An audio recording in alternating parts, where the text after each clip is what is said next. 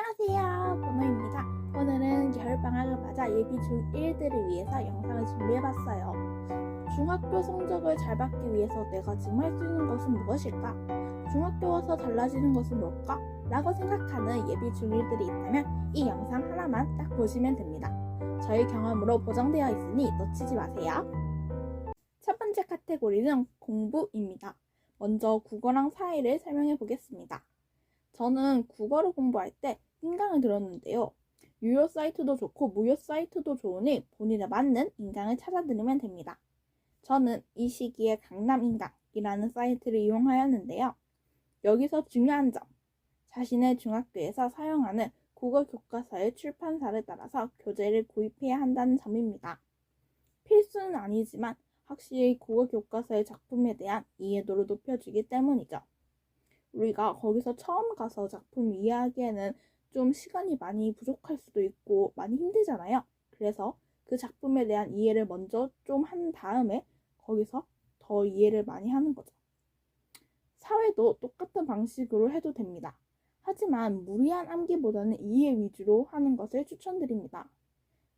학교마다 진도도 다 다르고 쌤이 시험 범위로 지정하는 범위도 다 다를 거기 때문에 막 무리하게 이걸 여기서부터 여기까지 다 외우자 라는 그런 무리한 암기보다는 이해 위주로 쌤이 설명을 하면 이해는 할 수 있을 정도로 이해를 좀 하고 가는 것을 추천드립니다. 두 번째는 수학이랑 과학입니다. 수학이랑 과학은 제가 초등학교에서 중학교로 진학할 때 가장 많이 난이도가 올랐다고 생각하는 과목입니다.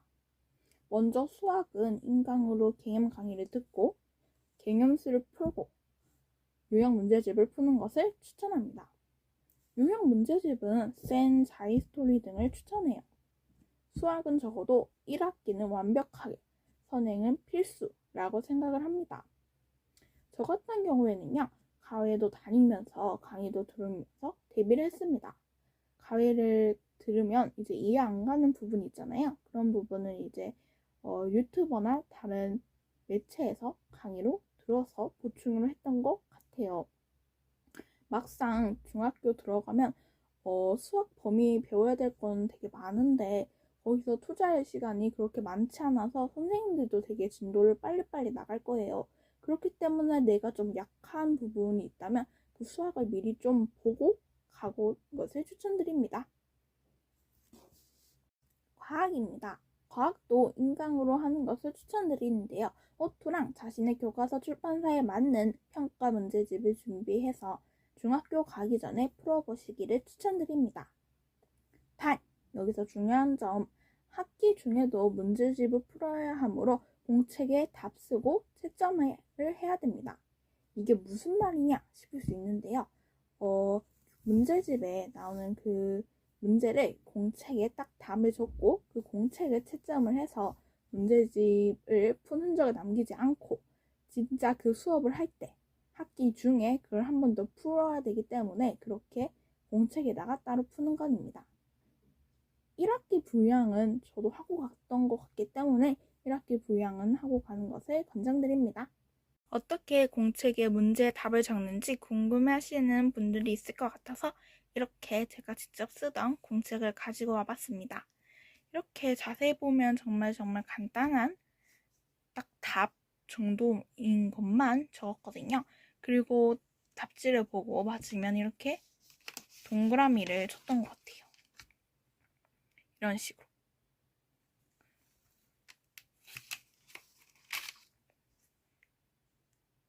이렇게 틀린 부분 있으면 이렇게 적어두기도 했던 것 같아요. 세 번째는 영어인데요. 영어는 단어를 최대한 많이 외웠던 것 같아요. 교과서 지문을 해석할 수 있을 정도의 독해 능력을 키워야 한다고 생각을 했기 때문이죠. 저는 리딩 교재로 독해 능력을 많이 키웠습니다. 그리고 문법이랑 듣기는 필수라고 생각을 하거든요.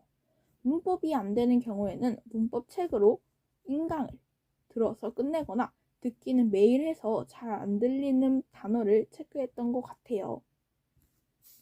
여러분들이 저는 겨울방학을 어떻게 보냈나 하고 궁금할 수 있어서 알려드리겠습니다. 저는 먼저 국어 때는요, 체크라는 것을 풀었는데요. 방금 전에 보여준 거와 똑같이 이렇게 딱 문제집에 바로 풀지 않고 공책에다가 따로 답을 옮겨 적어서 공책을 채점했던 것 같아요. 그리고 수학 같은 경우에도 마찬가지로 체크 문제집을 이용했는데요.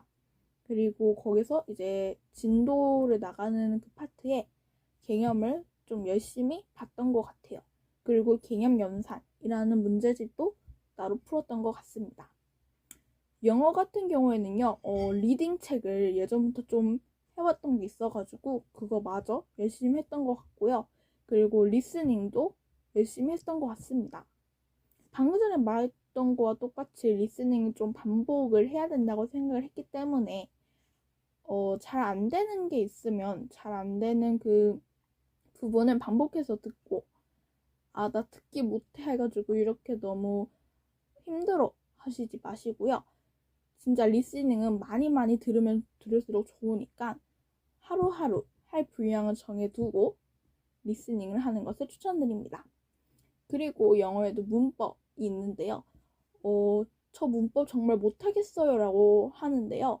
문법도 솔직히 그렇게 많은 내용이 있긴 하지만 그 내용 하나하나가 그렇게 어려운 건 아니고 솔직히 이것도 다 그 패턴이 있거든요. 반복이 있어요. 그래서 한번 열심히 딱 집중해서 문법을 열심히 들으면 언젠가는 영어 문법도 쉬워지는 날이 올 거라고 믿습니다.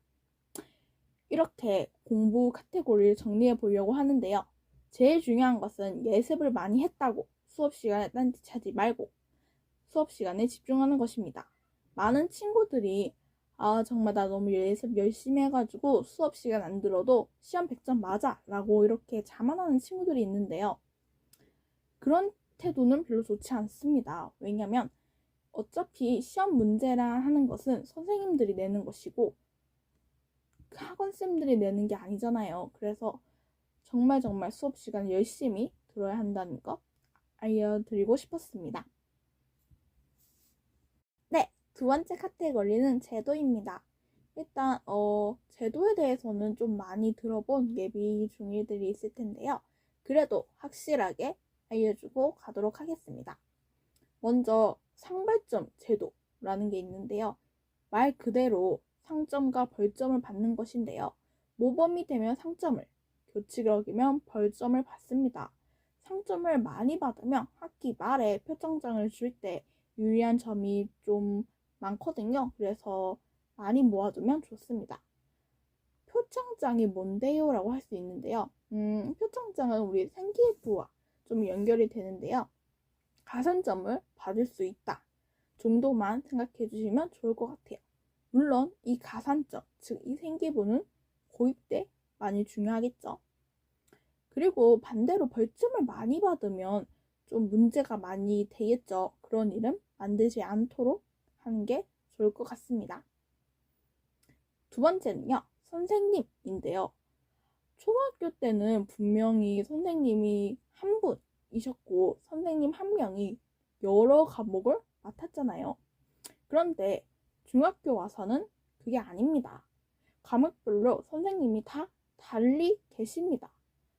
그러면 담임 선생님은 어떻게 되는 건가? 라고 물을 수 있는데요. 담임 선생님은 말 그대로 담임 선생님의 역할인 종례와 조례를 합니다. 물론 담임 선생님도 한 과목을 맡고 계신답니다. 세 번째는 교복입니다. 중학교에서는 교복을 입습니다. 저는 아침에 뭘 입을지 고민할 시간을 주어줘서 확실히 교복 입는 게 더 편했던 것 같긴 해요. 우리가 막 만화 같은 거 보면 교복에 대한 로망이 있잖아요. 근데 막상 입어보니까 뭐 예쁜 것 같긴 한데 그래도 넥타이에도 매야 되고 할 게 너무 많아서 좀 귀찮았던 면이 없지 않아 있었던 것 같습니다. 그리고 잘못 넥타이 같은 거 매지 않고 가면 벌점을 받을 수 있으니 꼭 유의하여 잘 입고 다니시길 바랍니다. 네 번째는 내신입니다. 음악, 미술, 체육처럼 지필고사를 안 치는 과목을 제외하고는 수행평가 지필고사를 계산해서 점수가 나옵니다. 저희 학교 같은 경우에는요. 이런 비율을 가졌습니다. 내가 만약 중간에 90, 기말에 80, 수행 둘 다 100점을 맞으면 어떻게 되는 걸까요? 어떻게 계산을 하는지 궁금할 수 있는데요. 일단 점수를 받고 그 점수를 이제 백분율을 곱하면 됩니다. 예를 들면 중간고사가 30이다. 그러면 내가 받은 점수를 0.3을 곱해서 나온 수를 다 이렇게 백분율에 따라서 곱해서 나온 수를 다 더해주면 최종 점수가 나오는데요. 이 최종 점수가 A, B, C, D, E 이 정도로 나눠져 있습니다. 내가 만약 수행평가에 너무 망쳤다 해서 너무 작심에 있지 말고요. 시험을 충분히 잘 치면 이걸 복구할 기회가 있기 때문에 너무 힘들어하지 말고 중간고사나 기말고사 때 잘 치면 이게 충분히 점수가 복구가 되거든요. 그렇기 때문에 꼭 끝까지 희망의 끈을 놓지 않고 최선을 다하는 것을 권장합니다. 그러면 내가 만약 이렇게 다 최종 점수를 합산했는데 89.5점이 나왔다. 그러면 나는 뭔가 싶을 수 있죠. 그런 경우가 있습니다. 다 계산을 하면 딱 맞아떨어지는 수가 나올 수가 있지만 소수점 단위로 이렇게 나눠지는 수가 있잖아요. 89.5점은 어떻게 되는 것인가? 89.5점은 반올림해서 90점으로 들어갑니다. 90점은 로 들어가면 당연히 A가 나옵니다.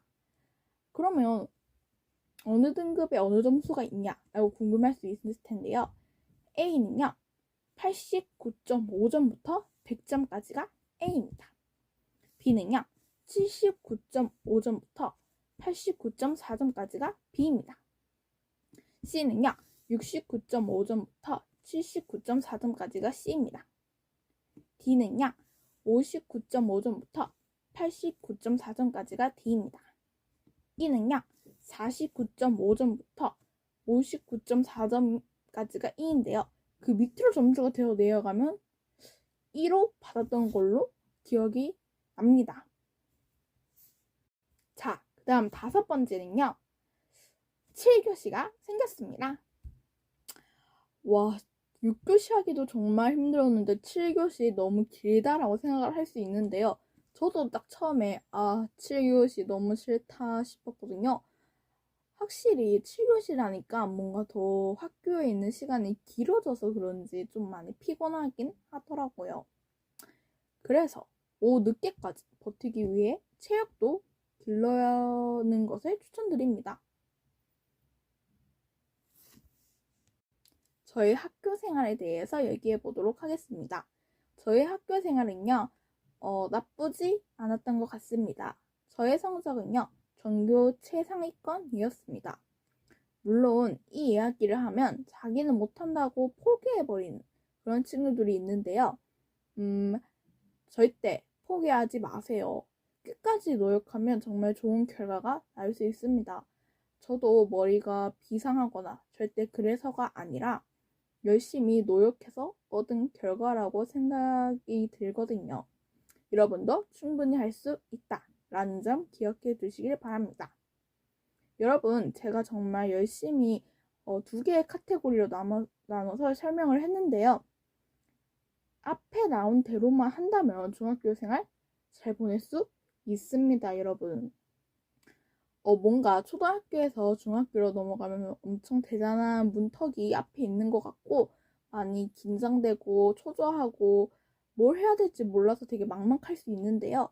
이 영상을 보면 여러분들이 정말 내가 이거에 부족해서 이걸 좀 더 열심히 해야겠다 라는 생각이 들고 좀 더 자신감이 생겼으면 좋겠습니다.